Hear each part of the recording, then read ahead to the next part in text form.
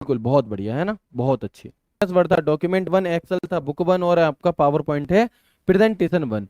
Back space button क्या करेगा, तो बाई हाथ यानी कि लेफ्ट हैंड के एक लेटर, एक कैरेक्टर को डिलीट करने के लिए, हटाने के लिए हम किसका प्रयोग करेंगे, बैक स्पेस का। अगर हमें यही राइट हैंड का एक हटाना है अक्षर आपको, तो हम डिलीट का प्रयोग करेंगे। अगर हम कंट्रोल के साथ में बैक स्पेस दबाते हैं तो लेफ्ट हैंड का पूरा शब्द हट जाएगा। और अगर आप कंट्रोल के साथ में डिलीट बटन दबाते हैं तो जहां पे आपका कर्सर है उससे राइट हैंड पर जो भी शब्द होगा वो आपका पूरा का पूरा हट जाएगा।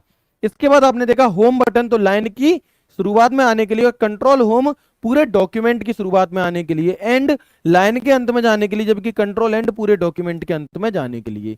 पेज अप एक स्क्रीन ऊपर जाने के लिए, पेज डाउन एक स्क्रीन नीचे जाने के लिए। शिफ्ट के साथ में अगर लेफ्ट एरो दबाओगे तो एक एक करके बाईं ओर के कैरेक्टर सिलेक्ट होंगे, और यही अगर आप control plus shift plus left arrow दबाओगे तो एक एक करके बाईं ओर के शब्द को सिलेक्ट करने के लिए।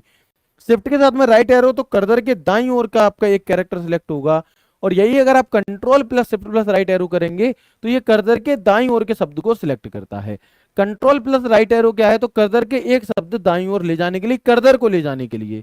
और कंट्रोल के साथ में लेफ्ट एरो तो कर्सर को एक शब्द कहां पे लाने के लिए, लेफ्ट हैंड की तरफ ले जाने के लिए। ठीक है, यहां पे ऐसे।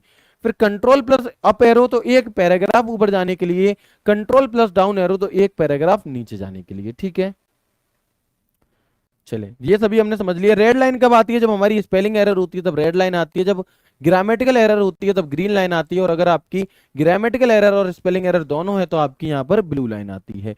इसके बाद हमने देखा ribbon menu, MS Word, Excel, PowerPoint में कौन कौन से ऑप्शंस पाए जाते हैं। तो कुछ ऑप्शंस ऐसे हैं जो सभी में पाए जाते हैं, जैसे कि फाइल, जैसे कि होम, जैसे कि रिव्यू, जैसे कि हेल्प, जैसे कि ऑफिस टैब, जैसे कि सॉरी रिव्यू नहीं व्यू, और जैसे कि आपका इंसर्ट है ना, ये सभी में पाए जाएंगे। एमएस वर्ड स्पेसिफिक कौन से हैं, तो रेफरेंसेस और मेलिंग। एमएस एक्सेल एक्सपर्ट कौन से हैं, तो फॉर्मूला और डेटा। और ऐसे ही पावर पॉइंट में जो स्पेशल है वो है ट्रांजिशन, एनिमेशन, स्लाइड शो और रिकॉर्ड। इन्हें अगर आप ग्रीन वालों को याद कर लेंगे तो बाकी के सभी में हैं आपके। ठीक है, इसके बाद आपने एक कुछ शॉर्टकट की देखी कि ऑल्ट बटन अगर आप दबा दोगे सिर्फ, तो ऊपर आपको मेन्यू बार में अलग अलग अक्षर, अलग अलग शॉर्टकट की आपको यहां पर दिखाई देने लगेंगी। ठीक है, कल की क्लास में मैं आपको ये प्रैक्टिकली भी करके दिखा दूंगा कि कैसे आप यहाँ पे फाइल को खोल सकते हैं।